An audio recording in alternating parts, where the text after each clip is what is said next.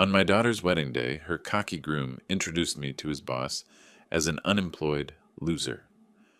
The room fell silent when his boss smiled, patted me on the shoulder, and said, "Good to see you, partner." Then he turned to the groom with a chilling, "You're fired." The groom was speechless with shock. Before we continue, please subscribe to the channel and write in the comments what time it is where you are now. The waiter led us to a corner table at Lakeview Grill, and I watched Derek Harrington smooth his tie before sitting down. Nancy beamed at both of us, her engagement ring catching the soft restaurant lighting. "So, Mr. Wood," Derek began, not waiting for our drinks to arrive, "Nancy tells me you're between opportunities right now." I blinked. Between opportunities. The phrase hung in the air like expensive cologne, overwhelming and unnecessary. "I'm retired," I said simply, unfolding my napkin. Derek's smile widened, the kind that didn't reach his eyes. "Right, of course. Well, I work at Technova Innovations, leading AI solutions company in the Midwest. I'm senior manager of corporate sales." "Sounds impressive." I kept my voice neutral. "How long have you been there?" 3 years now. I've increased my department's sales by 40%. Derek leaned back, clearly expecting admiration. "What field were you in, Mr. Wood?" "Nothing special, really, just business." Nancy touched Derek's arm gently. "Dad's being modest. He always says that." Derek nodded knowingly. "I see. Well, the main thing is staying healthy at your age, right? Keeping busy with hobbies." My fingers tightened slightly around my water glass. At my age. The condescension dripped from his words like honey from a broken jar. "Hobbies keep me occupied," I agreed. The waiter appeared, pen ready. Derek ordered the pan-seared salmon with truffle risotto. Nancy chose the herb-crusted chicken. I glanced at the menu briefly. "I'll take the soup and sandwich combo, please." Derek's eyebrows rose fractionally. "The soup special? Dad, are you sure? This is supposed to be celebratory." Nancy's cheeks flushed pink. "Derek, it's fine. Dad likes simple food." Of course, of course." Derek waved his hand dismissively. "Everyone has different budgets. I totally understand." The word budgets landed like a slap. He understood, did he? This 34-year-old middle manager understood my financial situation based on a soup order. "Tell me about Technova," I said, steering the conversation away from my supposed poverty. "What kind of AI solutions?" Derek's chest puffed up visibly. "Cutting-edge stuff. Machine learning algorithms for corporate efficiency, predictive analytics, automated decision trees. We're revolutionizing how businesses operate." "Fascinating. The company's been around long?" "About 30 years, but they really took off in the last decade. Before that, probably just another garage startup, you know? Now we're pulling in serious revenue." Derek cut into his salmon with surgical precision. "I'm actually on track for a promotion to department director, maybe even regional manager after that." Nancy smiled proudly. "Derek's incredibly driven. He works 60-hour weeks sometimes." 60 hours? I raised an eyebrow. "That's dedication. Success requires sacrifice, Mr. Wood. That's something my generation understands." Derek's tone suggested my generation understood very little. "The business world moves fast now. You have to adapt or get left behind." I took a spoonful of my soup, surprisingly good tomato bisque. "Change can be challenging." "Exactly. That's why I stay current with industry trends, attend seminars, network constantly. It's not enough to just coast through life anymore." Derek gestured with his fork. "People your age, no offense, sometimes get stuck in old patterns. The world's different now." Nancy shifted uncomfortably. "Derek means things have evolved since Dad's time." "Right. Evolution." I nodded slowly. "Survival of the fittest and all that." Derek missed the edge in my voice entirely. "Precisely. Companies like Technova reward innovation and results. Old school thinking doesn't cut it anymore. We need fresh perspectives, aggressive strategies." "And you provide those?" "Absolutely. My department's numbers speak for themselves. 40% growth doesn't happen by accident." Derek leaned forward conspiratorially. "Between you and me, some of the older employees there are, well, let's say they're not keeping up. Dead weight, if you're honest about it." "Dead weight." I filed that phrase away carefully. "The older employees must have experience, though," I suggested mildly. Derek shrugged. Experience without adaptation is just stagnation. The company would probably be better off replacing half the senior staff with hungry young talent. Nancy laughed nervously. Derek's very passionate about efficiency. Passion drives results, Derek continued, warming to his theme. That's what separates winners from... He glanced at my soup bowl. Well, from people who settle for less. The insult hung between us like smoke. People who settle for less. People like me, apparently. The unemployed old man ordering soup while his daughter's successful fiancé enjoyed truffle risotto. I set down my spoon deliberately. The metal clinked against ceramic with surprising sharpness. Settling can be a choice, I said quietly. Derek didn't hear the warning in my tone. He was too busy savoring his victory over the pathetic old man across the table. Derek wiped his mouth with his napkin, clearly energized by what he perceived as my surrender. The salmon on his plate was barely half finished, but he'd already moved into full lecture mode. You know what, mister? Wood, I respect that you're trying to stay positive about your situation.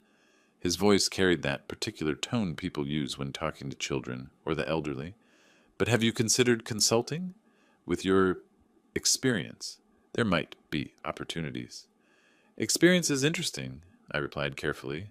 Sometimes it teaches you to stay quiet and observe. But you can't just observe forever.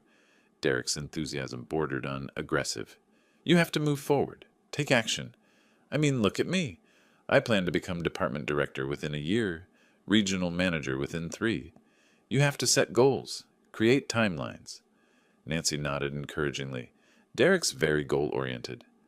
Goals are important, I agreed, though sometimes the most important ones aren't obvious to outsiders. Derek completely missed the implication. Exactly. That's why you need to put yourself out there. Network, meet people, let them know you're available. I could introduce you to some contacts if you want. Maybe entry-level positions. Nothing too demanding.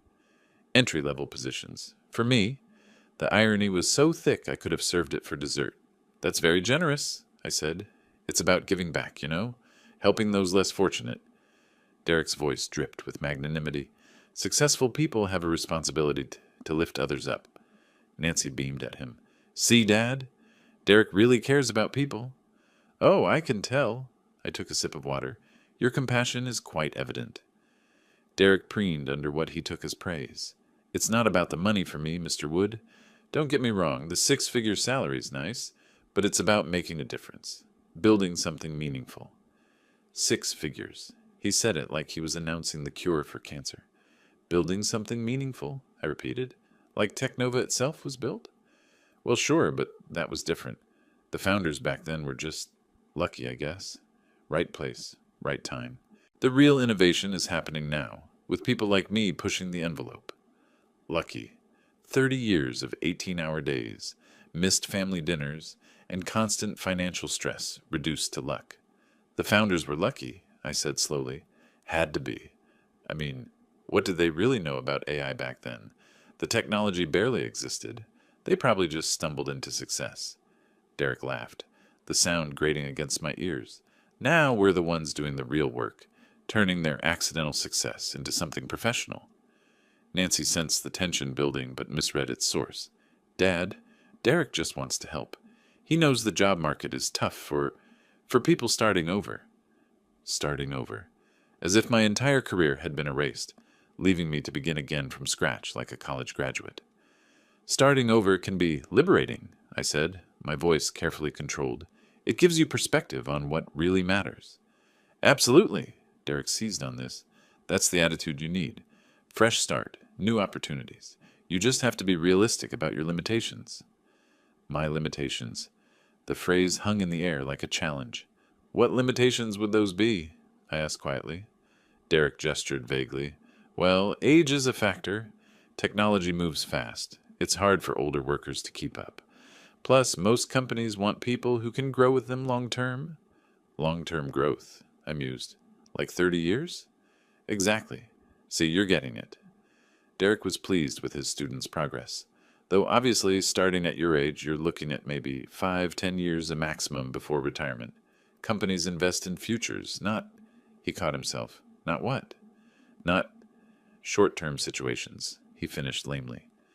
Nancy reached across the table toward my hand. Dad, maybe we should talk about something else. But Derek was on a roll now, his voice growing more passionate. The thing is, Mr. Wood, the business world rewards drive and ambition. It's not enough to just show up anymore. You need vision, innovation, the ability to disrupt existing paradigms. Disrupt paradigms, I echoed. Right, like what I'm doing at Technova. The old guard there, they're stuck in outdated methodologies. They think because they've been around since the beginning, they know everything. But markets evolve, customer needs change. Sometimes you have to tear down the old systems to build something better. Tear down the old systems, built by lucky founders who stumbled into success. I placed my napkin on the table with deliberate precision. The gesture was quiet, but something in it made Derek pause mid-sentence. Excuse me, I said, standing up. I think I need some air. Dad? Nancy's voice carried genuine concern. Are you okay? Just tired, I replied, pulling out my wallet. I placed $40 on the table, enough to cover my soup and sandwich, plus tip. This should handle my portion. Derek's eyes widened slightly at the cash. Mr. Wood, you don't have to. I insist. I straightened my jacket. Thank you for dinner, and for the career advice. Nancy half rose from her chair. Dad, please don't leave. Derek meant exactly what he said. I looked directly at my daughter's fiancé, and I heard every word. The drive from downtown Chicago to my house in Evanston gave me 45 minutes to process what had just happened. Derek's words echoed in my mind with each mile. Lucky founders, dead weight, starting over at your age. By the time I pulled into my driveway, the initial anger had crystallized into something much more dangerous. Cold, calculated purpose. I unlocked the front door and headed straight to my study. This room was my sanctuary, carefully arranged to tell the real story of my life. The story Derek Harrington had no idea existed.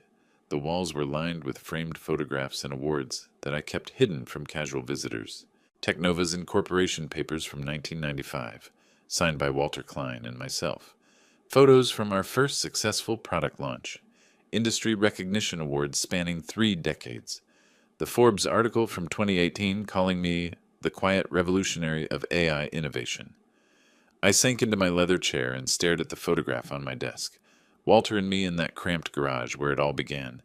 We looked so young, so determined. 30 years old and absolutely convinced we could change the world. We'd been right. I picked up my phone and dialed Walter's number. He answered on the second ring, as always. Porter, how was dinner with the future son-in-law? Enlightening, I said carefully. How are things at the company? Same as always when you're not here. Chaos and confusion. Walter's laugh was warm. Seriously, though, everything's running smoothly. The quarterly reports look excellent. When are you coming back from this retirement experiment? Still enjoying the break, old friend. Well, enjoy it while you can. Derek Harrington in sales has been making noise about wanting more responsibility. Kid's ambitious, I'll give him that. My hand tightened on the phone. Derek Harrington? You know him? Senior sales manager, been with us 3 years. Actually has some decent ideas, but he's got that hungry look that makes me nervous. Keeps talking about modernizing our approach and disrupting outdated paradigms. Disrupting outdated paradigms. The same phrase he'd used an hour ago. What kind of disruption? I asked. Oh, the usual young hotshot stuff. Thinks the company would be more efficient without so much legacy thinking. Wants to restructure departments, bring in fresh talent. Yesterday he suggested we might be carrying too much senior dead weight. Senior dead weight, there it was again. Interesting perspective, I managed. Between you and me, Porter, I think he sees himself running this place someday. Can't decide if that's admirable ambition or dangerous arrogance. I stared at the photograph of our garage startup days. Maybe both. Probably. Anyway, his sales numbers are solid, so I can't complain too much. The board loves him. Walter paused. You sure you don't want to come back? I miss having someone around who remembers why we started this company. I remember perfectly, I said quietly. That's exactly why I'm staying away a little longer. After hanging up, I opened my laptop and pulled up Technova's latest financial statements. 30 years of growth, innovation, and careful stewardship. Annual revenue now approaching $200 million. Over 800 employees across 4 states. all of it dismissed by Derek Harrington as lucky stumbling. I leaned back in my chair and smiled for the first time all evening. Derek wanted to disrupt paradigms. He wanted to eliminate dead weight. Perfect. I'd give him exactly what he was asking for. The wedding was scheduled for June 15th. 4 months to let Derek continue believing he'd correctly assessed my worth. 4 months to watch him display his true character to Nancy, to the family, to everyone who mattered. 4 months to plan the most educational experience of his arrogant young life. I pulled out a legal pad and began making notes. Derek's comments about the founders, his dismissal of experienced employees, his condescending advice about entry-level positions. Every insult, every assumption, every moment of casual cruelty needed to be remembered and addressed. The man wanted to tear down old systems and build something better? Excellent. I'd let him try. I picked up the garage photograph again, studying Walter's younger face beside mine. We'd built Technova with our bare hands, sacrificing everything for a vision that seemed impossible to everyone else. We'd earned every success, survived every failure, and created something that outlasted the predictions of every expert who'd written us off. Derek Harrington thought experience without adaptation was stagnation. Soon he'd learn what 3 decades of adaptation looked like when it was directed at a very specific target. I closed the laptop and headed upstairs, already planning tomorrow's activities. I had a persona to maintain, a deception to perfect, and a lesson to prepare. Derek wanted to see what happened when successful people helped those less fortunate. He was about to find out. 2 weeks had passed since that illuminating dinner. I'd spent the time exactly as Derek would expect, reading newspapers on my front porch, tending my small garden, playing the role of the aimless retiree perfectly. When I heard the car pull into my driveway that Tuesday afternoon, I was ready. Through my living room window, I watched Derek emerge from his BMW, straightening his expensive suit jacket. Nancy bounded up my front steps with obvious excitement, clutching what could only be wedding invitations. "Dad!" She practically burst through my front door. "We have something wonderful to show you." Derek followed more slowly, his eyes already scanning my modest home with that familiar expression of polite disappointment. The furniture was comfortable but not expensive. The decorations tasteful but unremarkable, perfect for maintaining my carefully crafted image. "Mr. Wood," Derek's handshake was firm but brief, "hope we're not interrupting your afternoon activities." Afternoon activities.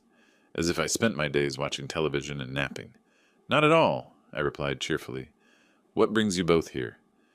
Nancy produced an elegant cream envelope with flourishes that probably cost more than my monthly grocery budget.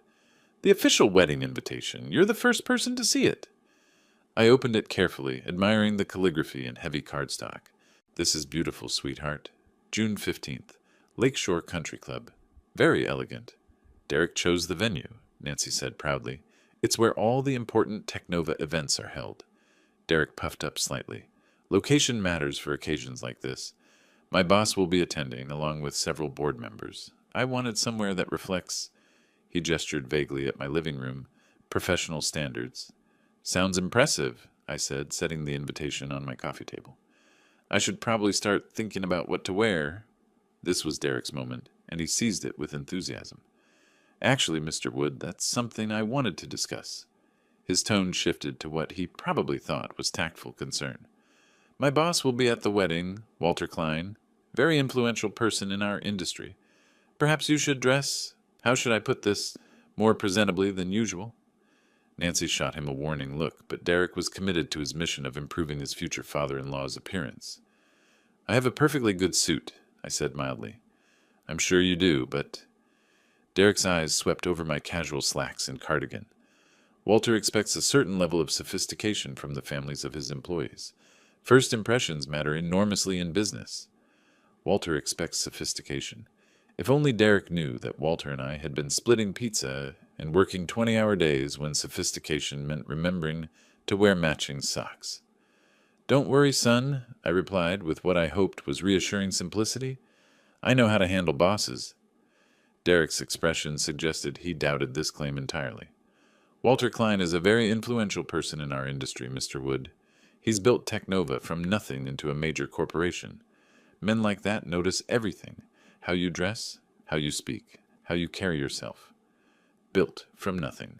Walter would appreciate that description, considering we'd literally started with nothing but determination and credit card debt. Really? I kept my voice carefully neutral. It'll be interesting to meet him. Something in my tone must have struck Derek as insufficiently odd, because he leaned forward earnestly. Mr. Wood, I'm not trying to be difficult, but this wedding represents my professional future, too. Walter's opinion of my family connections could affect my career trajectory. I need everyone to make the right impression. The right impression? Translation. I needed to look successful enough to reflect well on Derek, but not so successful as to overshadow him. What kind of impression are you hoping for? I asked. Respectable, conservative, someone who understands the value of hard work and traditional values. Derek's voice carried the patronizing tone of someone explaining simple concepts to a slow child. Walter appreciates people who've earned their place through dedication and merit. Earned their place through dedication and merit. Like spending 30 years building a company from scratch, perhaps? Nancy sensed the undercurrent of tension. Dad, maybe we should look at your suit together. I could help you pick out a nice tie. That's very thoughtful, dear. I smiled at my daughter, genuinely touched by her attempt to bridge the gap between her father and fiancé. I'm sure I can find something appropriate. Derek wasn't quite finished with his improvement project. The important thing is projecting dignity, Mr. Wood. Walter has very traditional ideas about family values and personal responsibility. He believes people should present themselves with pride, regardless of their circumstances. Regardless of their circumstances. The phrase hung in the air like an elegant insult, wrapped in silk and tied with good intentions. I understand completely, I said. Personal presentation says a lot about character. Exactly, Derek beamed, pleased that his lesson had been absorbed. Character matters more than bank accounts to men like Walter. He can spot authentic quality from across a room. Authentic quality. Walter certainly could spot it. We'd been recognizing it in each other for 30 years. Nancy suggested we move to the garden, claiming she wanted to show Derek my tomato plants. Nancy led me through the sliding glass door into my small backyard garden, leaving Derek inside studying the wedding seating charts she'd conveniently left on my dining table. The afternoon sun cast long shadows across the neat rows of vegetables I'd been cultivating since retirement. Dad? Nancy's voice carried a weight I hadn't heard since she was 16, and trying to explain why she'd borrowed my car without permission. What are you planning? I settled onto the wooden bench I'd built last summer, gesturing for her to join me. Planning, just trying to be a good host to my future son-in-law. Don't. Nancy sat down but turned to face me directly. I've known you my entire life. You're up to something, and it involves Derek, and I need to know what it is. Through the glass door, I could see Derek hunched over the seating charts, probably calculating the optimal positioning relative to Walter's table. The irony was almost too perfect. Sweetheart, sometimes people need time to show their true nature. What does that mean? Nancy's voice sharpened with frustration. Why won't you tell Derek the truth about Technova? Why are you letting him think you're some unemployed old man who needs career advice? There it was. My daughter was far more perceptive than Derek gave her credit for. You know about Technova? I asked carefully. I've always known, Dad. Maybe not the details, but I knew you didn't just work there. You helped create it. Those photographs in your study, the awards you think I don't notice, the way Walter talks about you when he calls. Nancy's eyes were bright with unshed tears. Why are you lying to the man I'm going to marry? I reached over and took her hand. Her engagement ring caught the sunlight, throwing tiny rainbows across the garden dirt. I'm not lying, Nancy. I'm just not volunteering information. That's the same thing, is it? I squeezed her fingers gently. Has Derek asked about my background? Really asked? With genuine curiosity about who I am as a person? Nancy opened her mouth to argue, then closed it. We both knew Derek had made assumptions based on my appearance and current lifestyle, never bothering to dig deeper. But this isn't fair. Nancy's voice cracked slightly. He doesn't know he's being tested. Life isn't fair, sweetheart. People judge each other every day based on surface impressions. The question is, What kind of person does Derek become when he thinks he has the upper hand? Through the glass, Derek was now pacing while talking on his phone, probably updating someone about his boss attending the wedding. His gestures were animated, self-important. You saw how he treated me at dinner, I continued quietly. The condescension, the unsolicited advice, the casual dismissal of anyone he perceives as unsuccessful. Is that the man you want to spend your life with? Nancy was quiet for a long moment, watching Derek through the window. He's not always like that. When we're alone, he's different, kinder. I'm sure he is. But character isn't what we do when it's easy, Nancy. It's what we do when we think nobody important is watching. So you're preparing some kind of lesson for him? Nancy's voice mixed concern with reluctant curiosity. What happens at the wedding when he finds out? I smiled, feeling the familiar satisfaction of a well-laid plan. He gets to learn that assumptions can be dangerous, that treating people with respect isn't about their bank balance or job title, that kindness shouldn't be conditional on social status. And if he doesn't learn, if he gets angry or embarrassed, then you'll know exactly who you're marrying. I turned to look at my daughter directly. Nancy, I'm not trying to sabotage your happiness. I'm trying to protect it. Better to see his true character now than discover it 5 years into marriage. Nancy stared at her hands, turning the engagement ring slowly around her finger. You want me to keep this secret until the wedding? I want you to watch, really watch how Derek treats people he thinks are beneath him. Watch how he talks about Walter, about success, about what makes someone worthy of respect. I paused, and then decide for yourself what kind of life you want. What if I decide Derek is exactly who I thought he was? Then I'll dance at your wedding and welcome him to the family with genuine joy. I meant every word. But Nancy, make sure you're seeing him clearly, not just seeing what you hope is there. Nancy stood up, brushing dirt from her jeans. Through the glass, Derek was ending his phone call, looking around for us with mild impatience. He's going to hate you when he finds out, she said quietly. Probably. The question is, will he hate himself for how he's treated me? Nancy looked at me for a long moment, wrestling with loyalties and uncertainties. Finally, she nodded slowly. Okay, Dad, I'll keep your secret. But promise me you're not doing this just for revenge. I promise you, sweetheart. Everything I'm doing is because I love you. Derek appeared at the sliding door, tapping his watch. Nancy, we should probably head out soon. I have a conference call with the West Coast team in an hour. Coming, Nancy called back, then looked at me one more time. Just be gentle with him, okay? Whatever you're planning. I stood up and kissed her forehead. Gentle lessons are rarely the ones that stick. The months between March and June passed in a carefully orchestrated dance of preparation.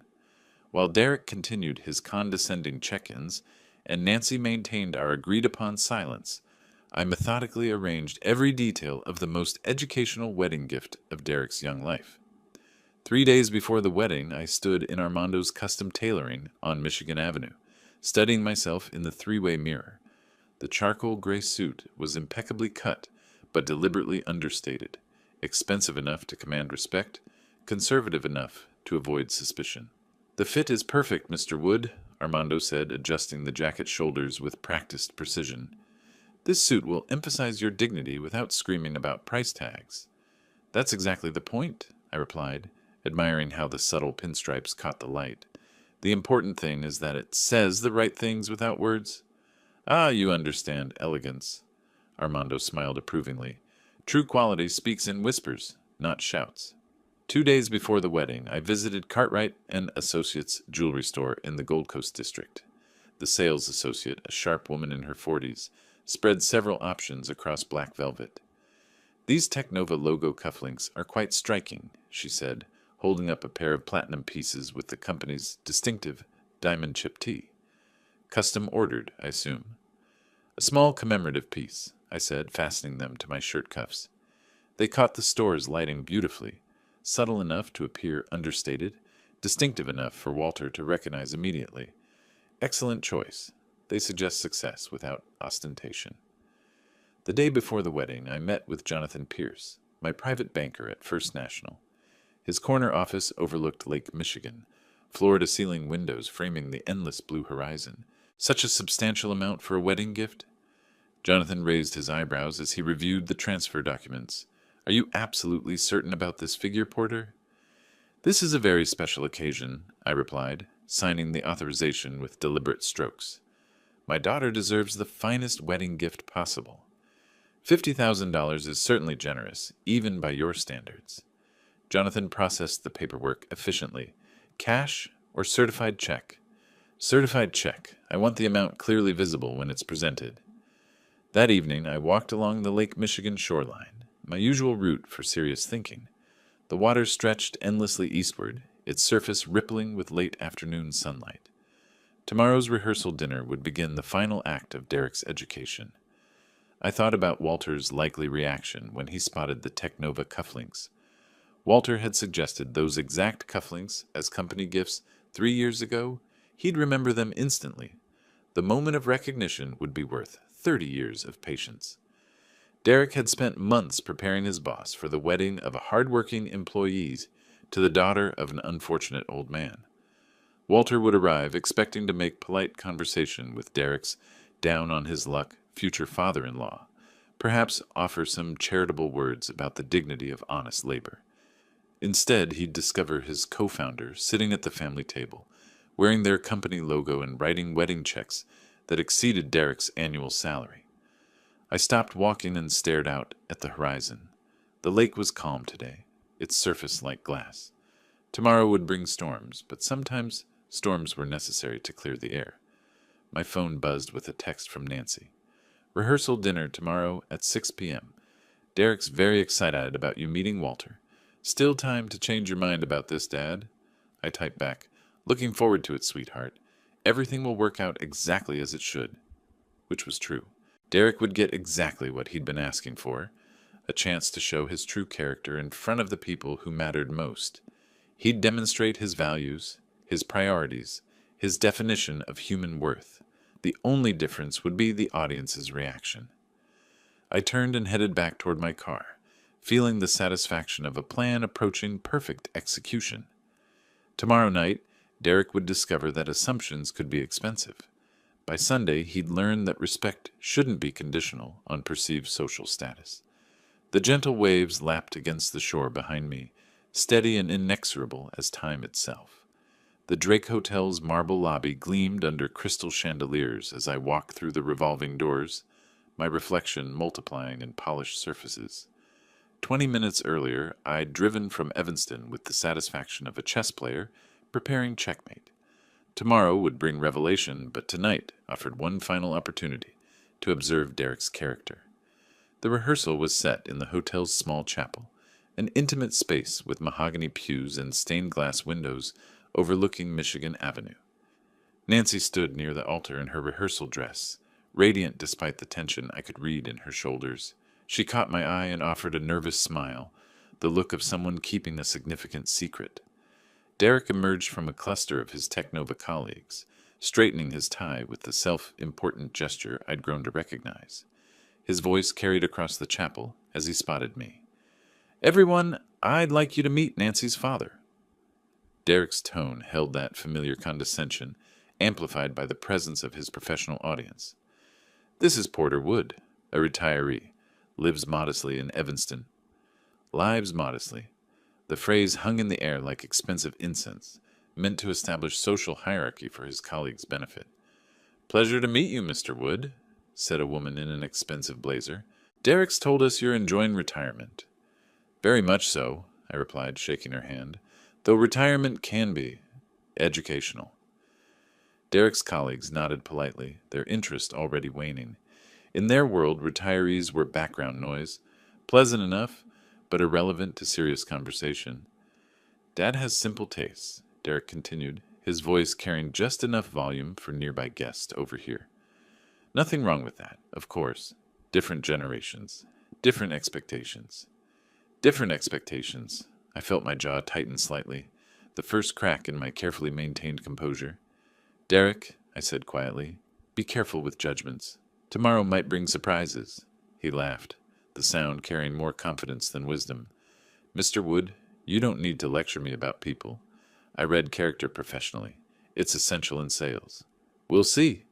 The two words dropped between us like stones into still water. Something in my tone made Derek pause, but his colleagues were watching, and backing down would damage his carefully constructed image. What I mean is, Derek pressed on, success leaves clear indicators. How someone dresses, where they live, what they drive.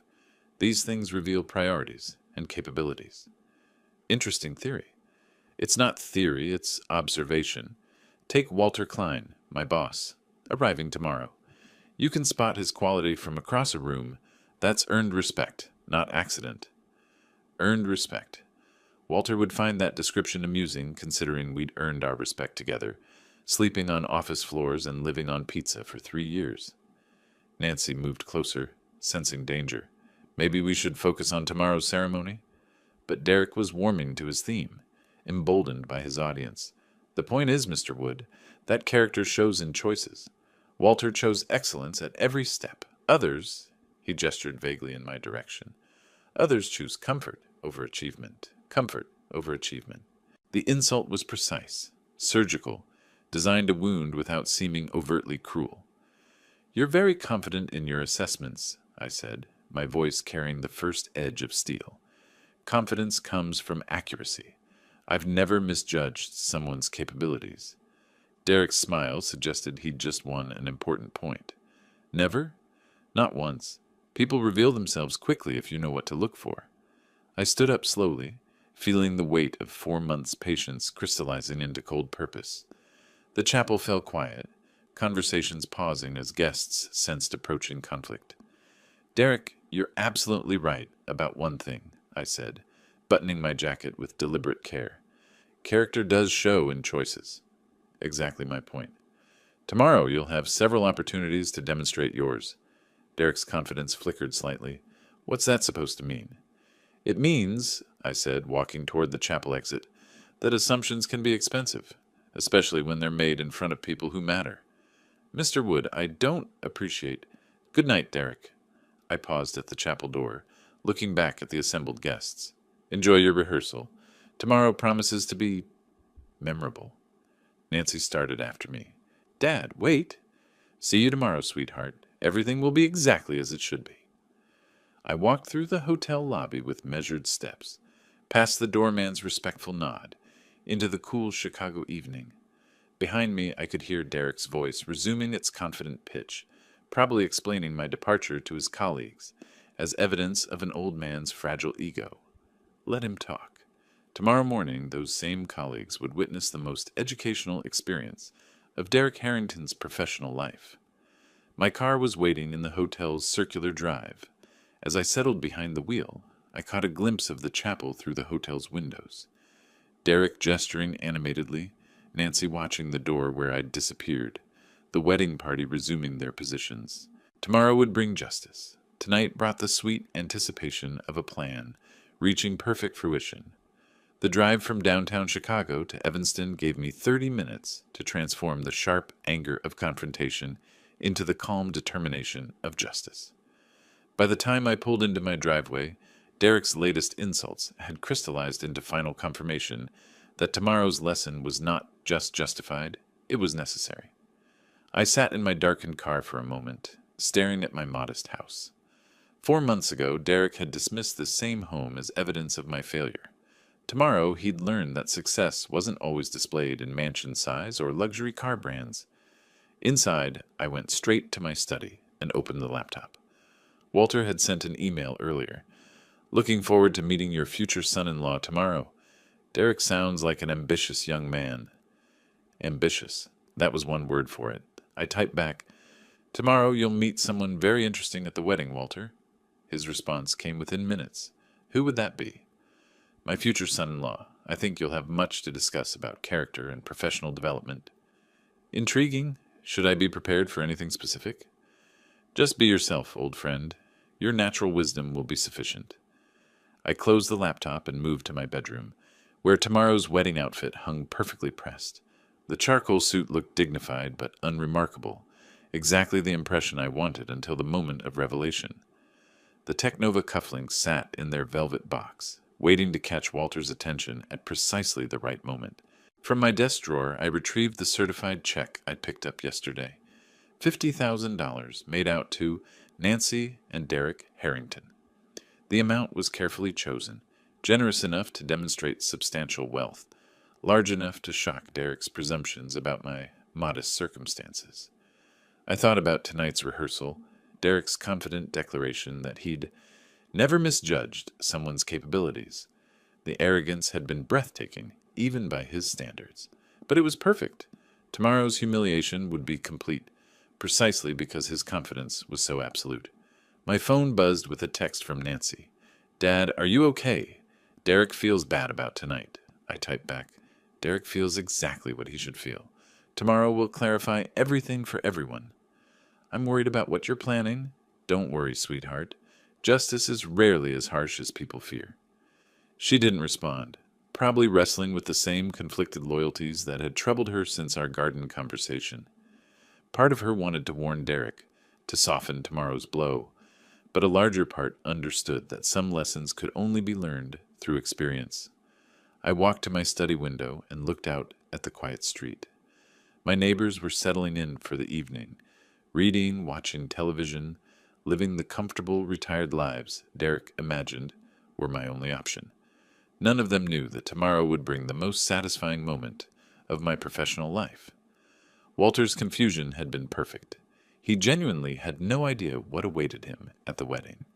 When he spotted the Technova cufflinks, when Derek introduced me as Nancy's unemployed father, when the moment of recognition finally came, Walter's expression would be worth 30 years of partnership. I reviewed Derek's behavior one final time. The restaurant condescension, the career advice, the dismissal of dead weight. Employees, tonight's lecture about character revealing itself through choices. Every insult had been carefully catalogued, every assumption documented. Tomorrow, Derek would discover that character did indeed reveal itself through choices, and his choices had revealed far more than he intended. I prepared for bed with the methodical calm of a surgeon before a complex operation. Everything was ready. The suit, the cufflinks, the check, the perfect venue with Derek's boss and colleagues as witnesses. Nancy knew enough to stay out of the way when the moment came. As I turned off the bedside lamp, I felt the deep satisfaction of a plan approaching flawless execution. Derek had spent months demonstrating his values, his priorities, his definition of human worth. Tomorrow, he'd learn that assumptions about success could be extremely costly, especially when those assumptions were made in front of the people who actually controlled his professional future. Sleep came easily, filled with dreams of justice finally served. The morning of June 15th dawned crisp and clear, Chicago's skyline gleaming under perfect wedding weather. I dressed with the careful attention of an actor preparing for his most important performance, fastening the Technova cufflinks with particular satisfaction. Today, these small platinum symbols would speak louder than any words. The Drake Hotel buzzed with wedding activity when I arrived at noon. Nancy was upstairs in the bridal suite, probably managing her nervous energy with final dress adjustments. I made my way to the small chapel where guests were beginning to gather. Walter stood near the front, distinguished in his navy suit, scanning the assembled crowd with the curious interest of someone meeting his employee's new family. He spotted me across the chapel and nodded politely, a stranger acknowledging another stranger at a mutual acquaintance's wedding. Derek emerged from a side room, resplendent in his formal wear, his confidence radiating like expensive cologne. He was scanning the crowd too, probably ensuring Walter had the best possible view of the ceremony. When his eyes met mine, I saw a flicker of uncertainty, last night's confrontation still echoing. "Mr. Wood?" Derek approached with forced joviality. "Glad you decided to come after our discussion last night." "Wouldn't miss it for the world," I replied. "This promises to be unforgettable." Derek's smile tightened slightly, but he was too focused on today's performance to dwell on cryptic warnings. His colleagues from Technova had claimed seats in the third row, perfect witnesses for whatever was about to unfold. The processional music began, and I took my position near the chapel entrance. Nancy appeared at the top of the aisle, radiant in her grandmother's restored wedding dress, her face glowing with nervous joy. She tucked her arm through mine, and for a moment The elaborate revenge plot faded into simple paternal pride. "You look beautiful, sweetheart," I whispered as we began our walk. "Thank you, Dad." Her voice carried a tremor of emotion and anticipation. "For everything." We moved down the aisle at the traditional measured pace, guests rising in respectful acknowledgement. Derek stood at the altar, his eyes fixed on Nancy with genuine affection that reminded me why she'd fallen in love with him. Walter watched from his front row seat, probably calculating the appropriate level of enthusiasm for his employee's wedding. The officiant, a distinguished man in formal robes, raised his hands as we reached the altar. "Who gives this woman in marriage?" "I do," I said clearly, my voice carrying to every corner of the chapel. "Her father, with great love and hope for her happiness." Nancy squeezed my hand before releasing it, and I formally placed her hand in Derek's. For a moment, the three of us stood together, father, daughter, and son-in-law, while the chapel watched in reverent silence. "Be happy, dear," I whispered to Nancy, kissing her cheek before taking my seat in the front row. The ceremony proceeded with traditional dignity. Derek and Nancy exchanged vows with obvious sincerity, their words carrying genuine emotion despite the undercurrents of tension. I found myself genuinely moved by their declarations of love and commitment, even as I anticipated the education that would follow. Walter sat 2 seats away, occasionally glancing in my direction with polite curiosity. Soon enough, that curiosity would transform into something far more interesting. The officiant pronounced them husband and wife, and Derek kissed Nancy with the enthusiasm of a man who believed his future was perfectly secure. The chapel erupted in applause, guests rising to celebrate the new couple as wedding bells chimed from the hotel's sound system. As the recessional began, I noticed Derek scanning the crowd again, his eyes finding Walter with obvious satisfaction. He'd successfully married the woman he loved in front of his professional mentor, having navigated the potential embarrassment of his unemployed father-in-law without incident. The receiving line formed in the chapel's vestibule, guests offering congratulations as Nancy and Derek beamed with newlywed joy. I positioned myself appropriately as father of the bride, accepting well wishes and compliments about the beautiful ceremony. Derek was in his element now, introducing Nancy to his colleagues with obvious pride. "My wife," he kept saying, savoring the new title. His confidence had returned completely, last night's confrontation forgotten in the glow of wedding success. Through the crowd, I saw Walter approaching the receiving line, probably preparing to offer appropriate congratulations to his employee's new family. The moment I'd been orchestrating for 4 months was finally at hand. Derek spotted Walter's approach and straightened unconsciously, the ambitious employee preparing to impress his boss one final time. The hotel's banquet hall sparkled under crystal chandeliers, transformed into an elegant reception space during the 2 hours between ceremony and celebration. Guests mingled with champagne glasses, their conversations mixing with soft jazz from the hotel's string quartet. I positioned myself near the bar, watching Derek work the room with practiced enthusiasm. Walter stood by the floor-to-ceiling windows overlooking Lake Michigan, his distinguished profile outlined against the afternoon sunlight. He'd spent the ceremony observing politely, probably calculating the appropriate level of engagement with his employee's new family. Soon that calculation would become irrelevant. Derek approached Walter with the calculated confidence of an ambitious subordinate, Nancy's hand tucked proudly through his arm. This was his moment, introducing his beautiful new wife to the man who controlled his professional future, while demonstrating his superior social connections. "Mr. Klein," Derek's voice carried perfectly across the reception noise, "I'd like you to meet my wife, Nancy, and her father." I moved closer, timing my approach with the precision of a watchmaker. 4 months of patience were about to pay dividends that would compound for years. Walter turned with polite interest, extending his hand to Nancy. "Congratulations, my dear. Derek speaks of you constantly." "Thank you, Mr. Klein. Derek admires you tremendously." Derek beamed at this exchange, his chest visibly swelling with pride.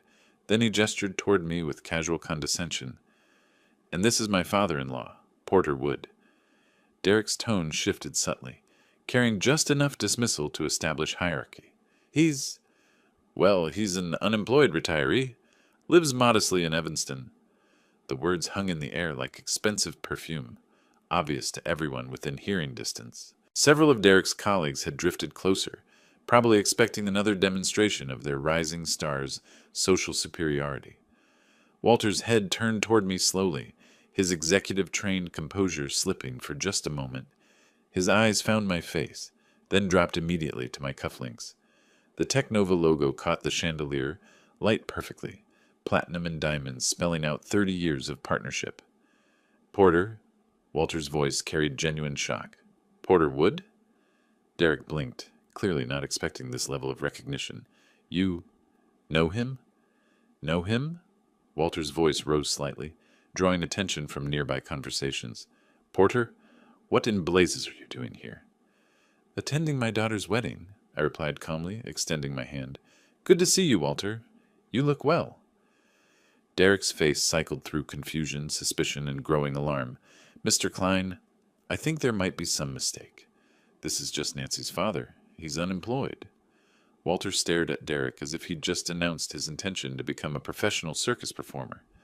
Unemployed? Derek, this is Porter Wood, co-founder of Technova Innovations, my business partner for 30 years.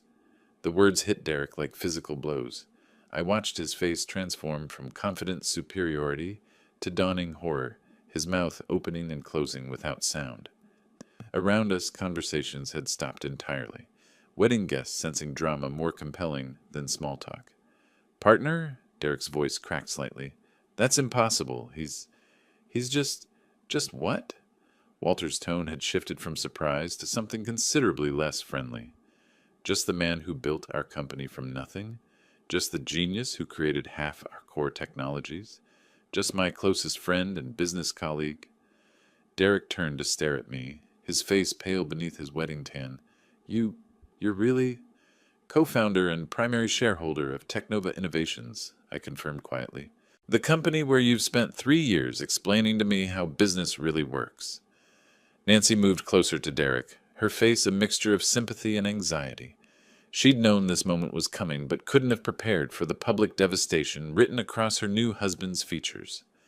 Walter's executive instincts were kicking in now, his voice carrying the authority of someone accustomed to difficult personnel decisions.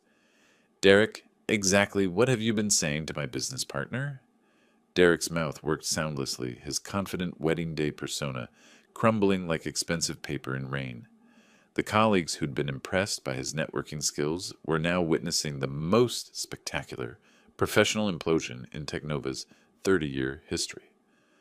I didn't know, Derek finally managed, his voice barely above a whisper. He never told me.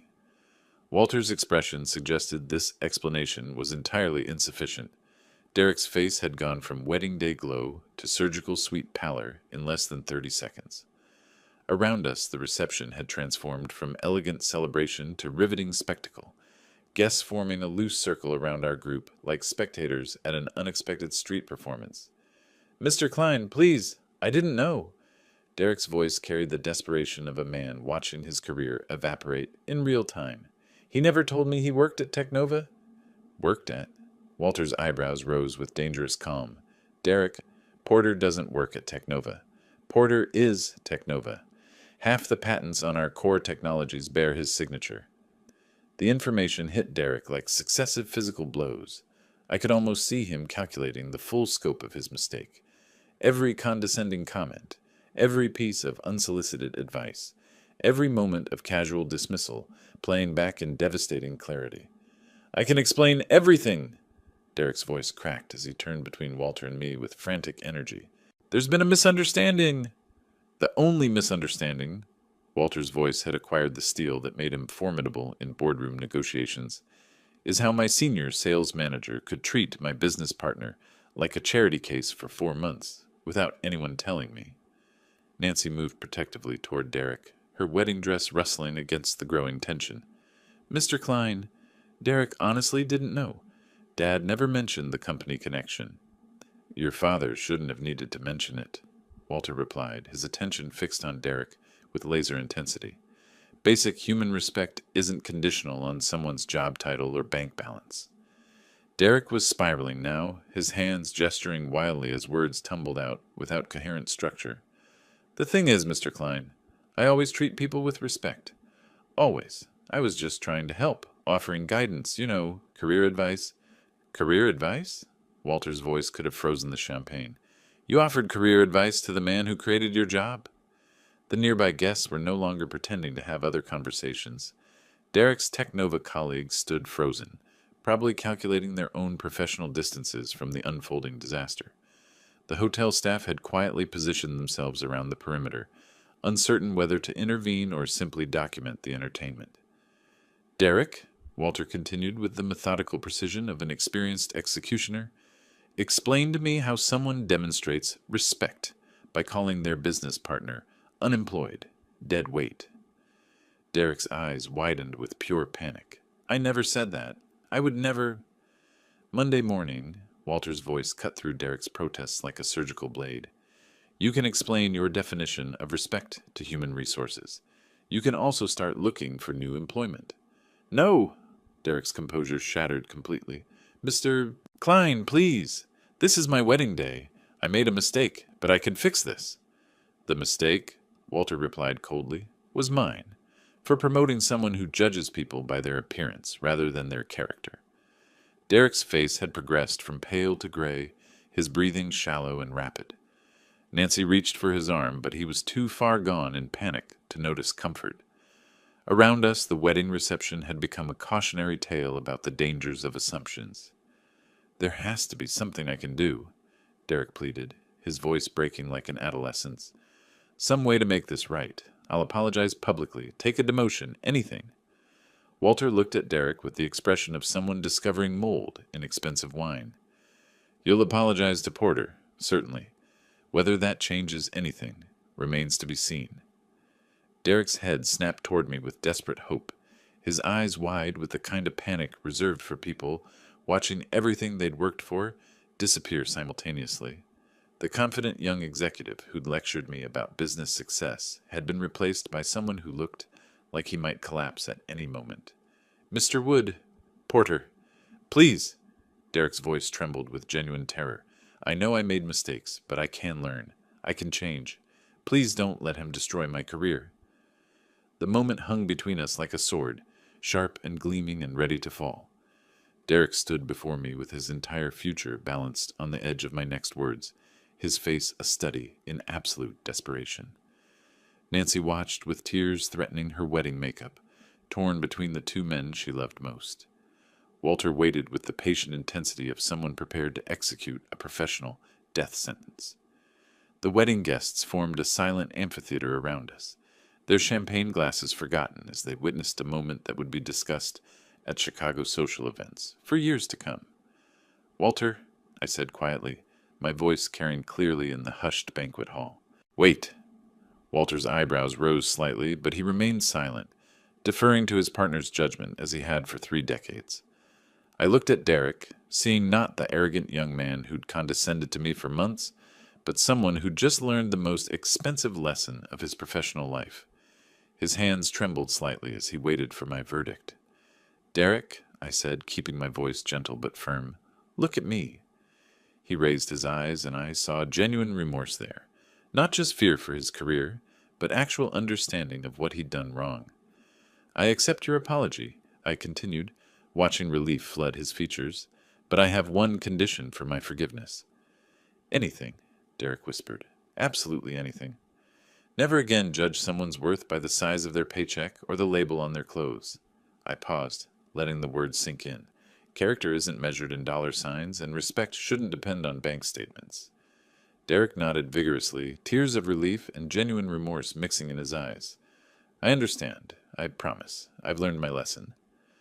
I turned to Walter, who was watching our exchange with the careful attention of someone evaluating a critical business decision. Walter, Derek made assumptions based on incomplete information. We've all done that at various points in our careers. Walter's expression softened slightly, though his executive instincts remained engaged. Are you asking me to overlook 4 months of disrespect toward my business partner? I'm asking you to consider that sometimes the best lessons come from mercy rather than punishment. I placed my hand on Derek's shoulder.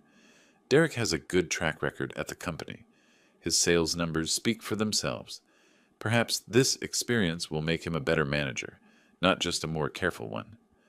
Derek looked between Walter and me with the expression of someone watching his entire future being negotiated by forces beyond his control.